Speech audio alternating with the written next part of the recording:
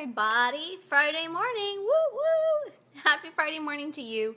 I hope you're having a great morning this morning. I'm sorry I'm a couple minutes late, but believe me, it's a good thing I put this up and it was all wet and stuff. Anyway, good to see you guys. I hope you're doing well today. I just wanted to talk today a little bit. Good morning, Treba. How are you? Good to see you. I wish I actually saw you in person. That would be awesome. We never run into each other. It would be so cool. Good morning, Erica. How are you doing today? Hope you're doing well. Good to see Erica coming from Florida. You're already in the afternoon over there. I hope you're having a beautiful day. It's going to be like 65 here. That's awesome for what it's been. Although yesterday was like 70 degrees. So it's awesome. So today I want to talk, welcome to Life Builders, first of all. Simple tips to build a strong and healthy life on. Today I want to talk to you about when you feel inadequate. Does anybody ever feel inadequate besides me? I mean, you know, really, like, it can be really challenging, can't it? When you feel like you don't have what it takes and you're stuck in a situation where you're feeling very uncomfortable to move forward and your weaknesses are shining like a brilliant light in front of everybody. It's really fantastic. Well, it is fantastic, but it doesn't feel fantastic. And that's what we're going to talk about today is how to move forward from inadequacy. So last night I said, hey, what do you ever feel like this and what do you do? And I had some great suggestions. Carrie said she eats chocolate and I was like, me too, friend, me too. And Clay said that he looks at it as a growth opportunity, which is phenomenal. Lynn Pierce, my mom, said that she just tries to remember that the power behind her is stronger than what she's going through, which is so true and so good. So we all have different ways of dealing with it, but I wanted to tell you what happened to me this week that made my weaknesses really stand out. We had our daughter's first wrestling tournament. And so she's 10 years old and she wrestles and she's great. She's awesome. And we hadn't done any tournaments yet this year. And so she's been begging us to do one. So finally we said, okay. So we're taking her over there. And my husband was going to go with me because, to go watch her first wrestling tournament. And, you know, I was feeling really happy about that because it was in like a part of Vallejo that I'm not familiar with that I heard was a bad part of town. And Vallejo is kind of away from Napa, like 30 minutes away from Napa, and it does have some bad parts, and so I was feeling a little apprehensive about going over there and stuff on my own, so I was really happy he was going with me. And then at the last minute, he couldn't go. So I was like, okay, all right, I can do this. Never done it before, but it's going to be fine. Livy was excited. So we ended up going over there. Good morning, Joel. So we ended up going over to the tournament, and it was fine. And we're sitting there waiting for the tournament to start. It's a big, long time. I don't know anybody, but I know I'm going to sit there for hours not knowing anybody. Good morning, Sarah. And so I'm sitting there, and all of a sudden I start looking around, and I noticed that all the dads are there. And some of the moms are there too, but every kid had a dad. And the dads were all like, you know, taking him on and showing him like, when you do this. And I'm talking like some of the guys on our team, they're like former WWE wrestlers and stuff like that. Like they've been wrestling coaches. They've been wrestling for a lot of years. This is new to me, so I don't know a lot about it. So, you know, the dads are like taking him under the wing, like do this and do that. Some of the dads are like rolling around on the mats with them. And, you know, like reality is I couldn't get my daughter out of the bathroom for 30 minutes with the outfit on, the singlet, they call it. That's the outfit you wear when you're wrestling. She was dealing with that for like 30 minutes, just trying to wear it and all that stuff. So it was like a mess, but she missed the whole entire warm up. And I'm sitting there stressing out.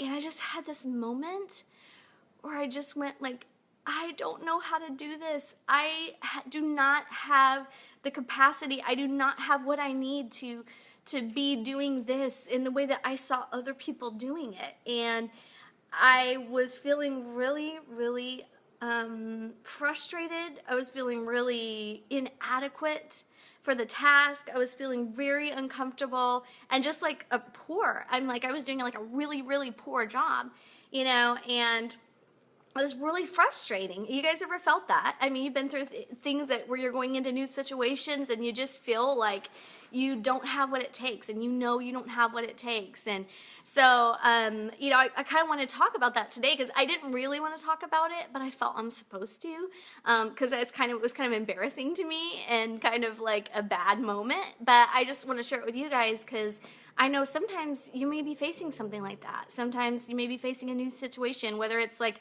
walking into this really intimidating gym class, or your kid's going into kindergarten, or you're going to homeschool, or you're having a business meeting with someone that you don't know. I mean, there's so many situations in our lives that can look like that, that are, you just know you're inadequate. And so here's 3 things that we can do. And here's the, and looking in hindsight, here's the 3 things that I wish I would have done, and then I'll tell you what I did. Good morning, Sarah. The first thing is you need to know that being inadequate is okay. You need to accept it. Oh, thank you, Carrie. Yeah, it's really hard and humbling, but then I was thinking of this quote by Tim Ferriss where he said, like, when you start to feel like you're walking naked down the street, maybe, just maybe, that's the point that's going to help somebody else. So I feel like I'm walking naked down the street, but maybe it'll help somebody. So anyway, the first thing is to realize that your weakness is okay. Just accept it. It's okay. It's okay that you don't know everything. It's okay that you're beginning something new. It's okay that you don't have it all, that you don't have all the answers, that you don't know what's going on.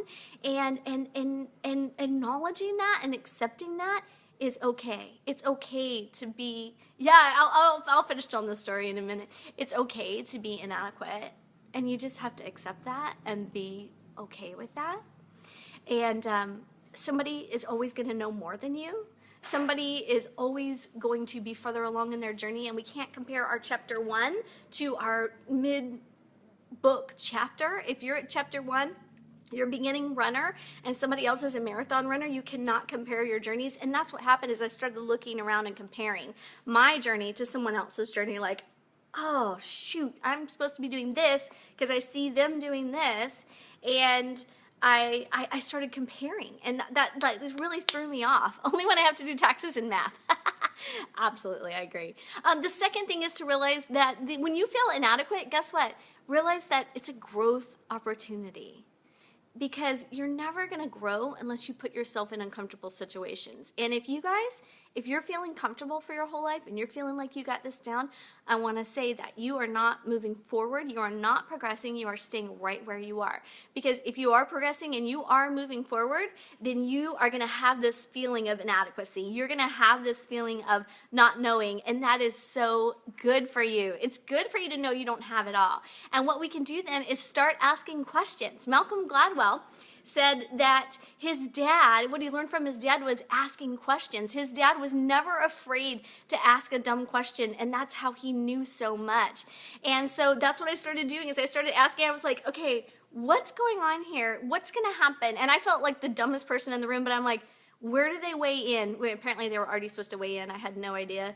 But anyway, I was like, oh, okay. So I started asking questions. Well, am I supposed to go down there to the mat? Am I supposed to stay up here in the bleachers? Am I supposed to do this? I have no idea. How's this going to work? How many matches are they doing? I was just like asking all these dumb questions to the people around me that were probably looking at me like, you're an idiot. But, it's a growth opportunity. So we need those growth opportunities, you guys. Get out there. If you feel uncomfortable about it, say yes. I was so encouraged by Kelly last week when she said, get out of your comfort zone. Just do it. Stop talking about it. Just do it. Someone invites you to a class that you've never been to, she was talking about the trampoline workout class, go to it. Someone wants to meet with you for lunch, meet with them. You want to try a new thing, try it. Get out of your comfort zone and grow. Because feeling inadequate is a growth opportunity. And then the last thing that you can do if you're a faith-based person, and this is what I had to do, I was just having a meltdown, and I'm going to go back to what Chrissy said about comparison because it was so good. I was just comparing and feeling lost and feeling inadequate, and all of a sudden I just said, you know what? And I just said, God, I don't have what I need in this moment. Will you please fill in the gaps?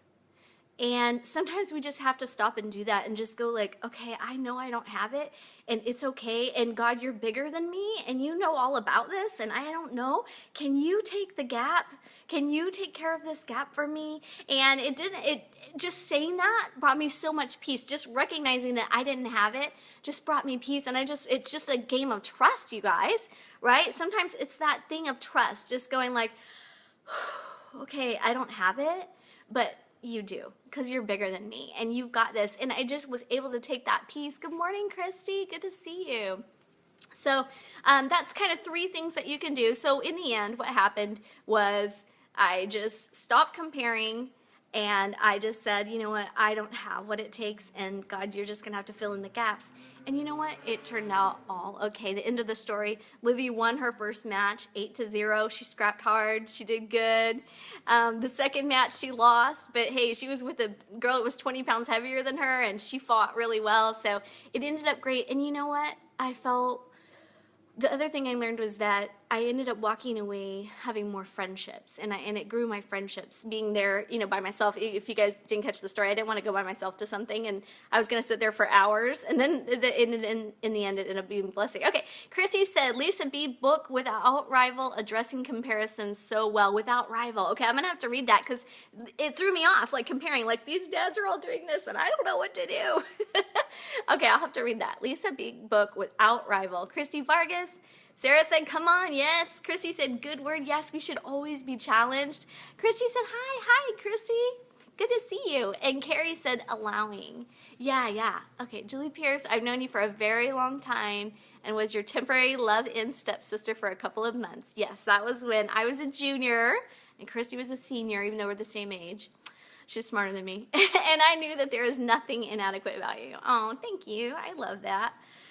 Thank you so much. But man, sometimes you go to those situations where you just don't have what it takes, and that's okay, right? It's okay. It's a learning experience because you're learning and growing. So anyway, you guys, if you feel inadequate, just be okay with it and know that you don't have to know everything and that you're in a season of growth and it is good. It's good. Live in, sister. I like love in, sister. I think that was better. Anyway, have an awesome day today. Challenge yourself. Go beyond your comfort zone. If you're feeling comfortable all the time, you're not growing. Get out of it. Do something new. Push yourself out of your box. Grow as a person. Read a new book. Do a new exercise class. Do whatever it takes to get outside of that box and get in the zone where you feel inadequate, because you're going to learn something and you're going to learn something new. And just one last thing was I heard Tony Robbins talking 2 days ago, and he said it's all a growth process. He said, I remember the first time that he had to come up with $50,000 and he had 12 employees. I think they were like low on the books.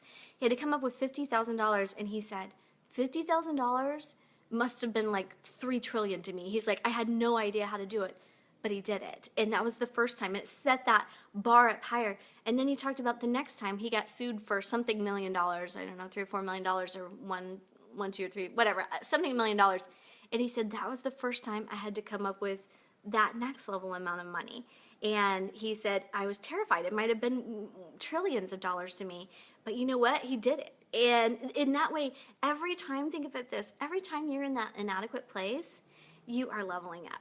You're going to the next level. And that's the most important thing, is keeping yourself on a growth, on a forward path, making progress, and just stepping out and doing it. You guys, don't talk about it, just go do it. I love you all, and I will talk to you on Monday at 8:30. Have a blessed weekend, and may your minds be fierce today, and your hearts strong, and your spirits kind. Mwah. Love ya. Bye.